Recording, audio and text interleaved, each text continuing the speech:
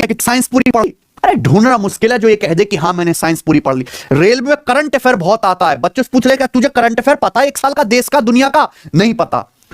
बच्चों से कह लीजिए यार रेलवे में तो एडवांस मैथ भी बहुत ज्यादा आता है, क्या तुझे एडवांस मैथ में ट्रिग्नोमेट्री, ज्योमेट्री, मेंसुरेशन के टफ क्वेश्चन करने आते हैं? ऊपर नीचे देखने लगेगा।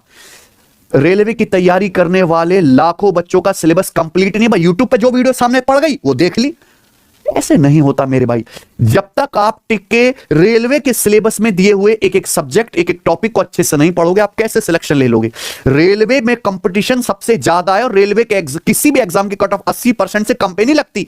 आप सिलेबस ना पढ़े 40% भी, और आप सोचते हो कि हम कट ऑफ क्लियर कर दें 80%। एक ऐसे संभव है बाबूजी, बहुत सारे एस्पिरेंट खुद ही डिसाइड करते हैं कि कौन सा टॉपिक इंपॉर्टेंट है, कौन सा नहीं। जो उन्हें टफ लगा वो इंपॉर्टेंट ना हटाओ, उसे स्किप करो, सिर्फ इजी टॉपिक पर फोकस करते हो। और मैं आपको बता दूं रेलवे का पेपर बहुत ज्यादा इजी नहीं आता है। रेलवे का 60% पेपर इजी आता है, लेकिन कट ऑफ तो 80% पे लग रही है दोस्तों, है? कैसे काम करोगे?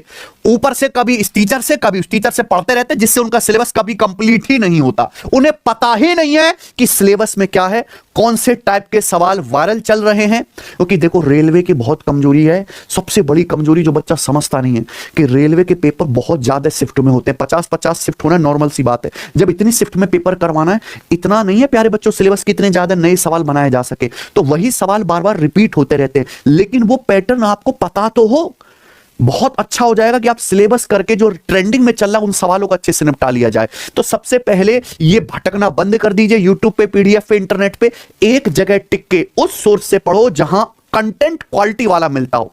ये नहीं कि आपको पढ़ने में अच्छा लग रहा है, कोई चीज आपको पढ़ने में अच्छी लग रही है, जरूरी नहीं कि वो बेहतर है उससे आपका सिलेक्शन हो जाएगा। उससे सिलेक्शन होगा चाहे पढ़ने में तकलीफ हो रही है तुम्हें, लेकिन उसमें दम हो, है बच्चों, क्वालिटी हो। समझ प्यारे बच्चे? तो सबसे पहले सिलेबस कंप्लीट करो। एग्जाम में वही स्किप्ड टॉपिक से क्वेश्चन आ जाते हैं और सारा एग्जाम खराब हो जाता है। मेंसुरेशन भी रेलवे के हाल फिलहाल में पेपर हुए इस साल 4 सवाल शिफ्ट में, कोई बच्चा रेलवे की मेंसुरेशन नहीं पढ़ता सचिन, और मेंसुरेशन के सवाल आते हैं टॉप में, एकदम खोपड़ी खोल कर रख देते हैं, और पेपर में वो देखे और रोने लगा बच्चा, पेपर खराब। तो ये गलती ना करें प्यारे बच्चे, पहले अपना सिलेबस कंप्लीट करें। रेलवे के सिलेबस को कंप्लीट करने में 5 महीने का समय लगता है, 5 महीने का। उसके बाद आपको 1 महीना चाहिए सेल्फ प्रैक्टिस रिवीजन के लिए, तो यानी कि टोटल 6 महीने की तैयारी है। और हम अपनी एप्लीकेशन, अगर आप जाओगे सिलेक्शन में पर, यहां पे रेलवे की तैयारी कराते हैं। तो अगर कोई बच्चा रेलवे की तैयारी करना चाहता है तो रेलवे के इस फाउंडेशन बैच को ज्वाइन करके कर सकता है सिलेक्शन वे एप्लीकेशन से। ठीक है बच्चे? दूसरा, मॉक टेस्ट की एनालिसिस ना करना। मैंने अक्सर देखा है कि रेलवे का बच्चा सबसे कम मॉक टेस्ट लगाता है। एसएससी में रेलवे से आधे से भी कम फॉर्म भरे जाते हैं। हमने अपनी एप्लीकेशन पर मॉक टेस्ट फ्री डाल रखे, मुझे पता है। जहां एसएससी में रेलवे से 1/3 फॉर्म भरे जाते हैं, वहीं एसएससी के बच्चे रेलवे से कई गुना ज्यादा मॉक टेस्ट लगाते हैं। रेलवे का बच्चा है, वीडियो देख ली यूट्यूब पे, मीठी मीठी मॉक टेस्ट कुछ नहीं, सीधा पेपर में ही एक्सपेरिमेंट करेंगे और पेपर में मुंह तोड़ा जाता है उनका एग्जामिनर के द्वारा। तो ये जो आप जो रैंडम वीडियो देख के अपना को खुश करते हो ना, कुछ नहीं होता बेटा। मॉक टेस्ट लगाइए। जिस भी आप एग्जाम की तैयारी कर रहे हो उसकी प्रीवियस ईयर में अगर 50 शिफ्ट हुई है, 50 की 50 लगाओ, एक एक सॉल्व करो। और हमने तो एप्लीकेशन पे फ्री मॉक टेस्ट रखे, केवल मॉक टेस्ट देना काफी नहीं है, मॉक टेस्ट की एनालिसिस भी ना करते, कौन सा क्वेश्चन गलत किया, क्यों किया, क्या कंसेप्ट नहीं पता, क्या सिली मिस्टेक की, ये भी आपको करना पड़ेगा प्यारे भाई। जितना टाइम मॉक टेस्ट देने में लगाओ उतना ही टाइम उसकी एनालिसिस में भी लगाओ। क्यों डरते हो मॉक टेस्ट लगाने से? खराब नंबर आ जाएंगे। नहीं भाई, 1.5 घंटा टिक के बैठने की आदत नहीं है आपकी, 1 घंटा टिक के बैठने की पेपर देने के लिए। तो मॉक टेस्ट लगाना शुरू करिए। दूसरा, रिवीजन की कमी। रेलवे का सिलेबस बहुत बड़ा है, छोटा सिलेबस, साइंस इतनी वास्ट, पूरा एनसीईआरटी है बेटा सिलेबस में। गणित का syllabus, arithmetic, advance number system, probability, statistics, सब कुछ आपके सिलेबस में। रीजनिंग एसएससी जितना ही है, बल्कि उससे ज्यादा ही है सिलेबस में।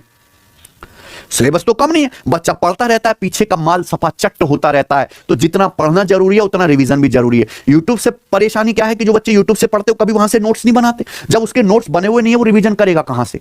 वीडियो से तो बार बार खोलकर रिवीजन नहीं होगा। तो भैया रिवीजन करना जरूरी। बहुत कुछ नया आपने के चक्कर में पुरानी पढ़ी चीज का रिवीजन ही करना भूल जाते हैं। एग्जाम के टाइम पे ऐसा लगता है कि सब पढ़ाता लेकिन याद कुछ है ही नहीं। रिवीजन के बिना पढ़ाई ऐसी है जैसे कि आप कुछ किए ही नहीं, बिल्कुल जीरो कॉन्फिडेंस रहता है एग्जाम में। ठीक है बच्चों? तो जितना पढ़ें उतना रिवीजन भी करें। उसके बाद रटने पे जोर देना, हर चीज रट्टा मार है।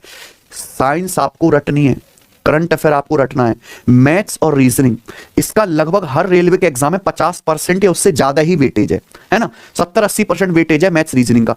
ये ऐसे सब्जेक्ट है जिनको बिल्कुल भी रटना नहीं है, और किसी बच्चे का मैथ्स और रीजनिंग कमजोर है उसका रेलवे में सिलेक्शन असंभव है। मैथ्स रीजनिंग वाले पोर्शन में 100% या 99% स्कोर करना ही पड़ेगा। तो रटना नहीं है, एक टॉपिक को थॉरोली पढ़ना है। बच्चों को लगता है कि भैया रेलवे का परसेंटेज है, कोई 1.5-2 घंटे की क्लास देख ली खत्म हो गया। नहीं बेटा, अगर आपको रेलवे एग्जाम के लिए भी परसेंटेज पढ़ना है तो कम से कम 15 से 20 घंटे पढ़ना पड़ेगा।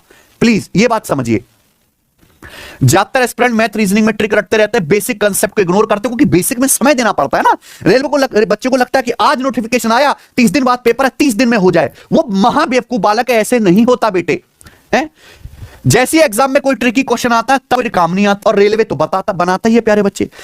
30 सवाल अगर गणित के आ रहे हैं तो 20 सवाल मैं मानता हूं बहुत आसान है, 4-5 मॉडरेट भी है, लेकिन जो 6-7 सवाल टफ आ रहे हैं आपकी खालू धिड़ने के लिए, उसको कैसे करोगे? वो रट्टा मार के नहीं हो सकते। ठीक है भाई, तो बेसिक अगर आपका स्ट्रांग है, हर टाइप के क्वेश्चंस को आपने कर रखा है, तो ही आप एग्जाम प्रेशर को हैंडल कर सकते हो, वरना आप फेल हो जाओगे बच्चे।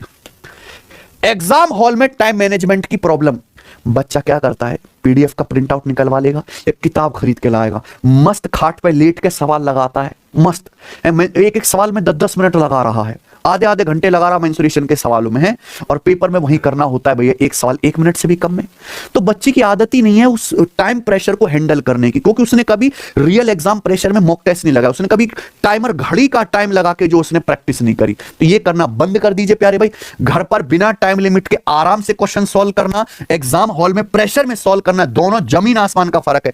मॉक टेस्ट प्रैक्टिस किए बिना, चाहे सेक्शनल टेस्ट ही लगाओ भाई, आपने कोई चैप्टर पढ़ लिया, एक ही चैप्टर पढ़ा, मान लिया आपने समय और कार्य पढ़ा, पूरा सिलेबस तो नहीं पढ़ा, तो केवल समय और कार्य के ही प्रीवियस ईयर के टेस्ट लगाओ, लेकिन टाइमर के साथ लगाओ प्यारे बच्चों। ठीक है, वरना टाइम मैनेजमेंट मुश्किल हो जाएगा, आसान सवाल भी छूट जाएंगे। बहुत से सवाल बिना जो आप देख ही नहीं पाओगे, इजी रहेंगे तो करोगे कैसे प्यारे बच्चे? Regular mock test, better time management plus smart questions का सिलेक्शन। ठीक है, मॉक टेस्ट से पता लगता है कि पेपर में कौन सा क्वेश्चन पहले राउंड में करना है, कौन सा स्किप करना है।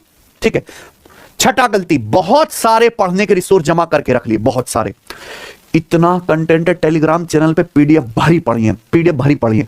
हम क्या करते हैं बच्चे, कोई पेपर होता है, हम उसके प्रीवियस ईयर की पीडीएफ अपने टेलीग्राम चैनल पर डालते हैं, फिर सब्जेक्ट वाइज भी डाल देते हैं, उसमें चैप्टर वाइज भी करके डाल देते हैं। उसके अलावा मैं बेवजह की कोई पीडीएफ नहीं देता किसी बच्चे को, क्योंकि वो केवल अपने फोन में भर के उसकी मेमोरी बढ़ाएगा, कुछ करेगा नहीं। तो भैया पीडीएफ की कोर्सेज की कोई कमी नहीं है, एस्पिरेंट हर दूसरे दिन नई किताब, नया कोर्स इकट्ठा कर रहे हैं, क्योंकि तैयारी इतनी सस्ती है, 100-100, 200-200, 300 के भी कोर्स हैं, क्वालिटी उनमें कुछ नहीं है ना, कोई क्वालिटी नहीं, कोई मेहनत नहीं, बच्चे को बुरा भी नहीं लगता। तो जब वहां पे इतने सस्ते, तो बच्चा 4 जगह से कोर्स खरीद के लग रहा, पढ़ रहा एक भी जगह से पूरा नहीं। आप खुद ही सोचो, आपने कितने जगह से रेलवे की तैयारी करना कोर्स खरीद के शुरू किया, पूरा करा एक भी जगह से टिक के? यही तो सबसे बड़ी गलती है।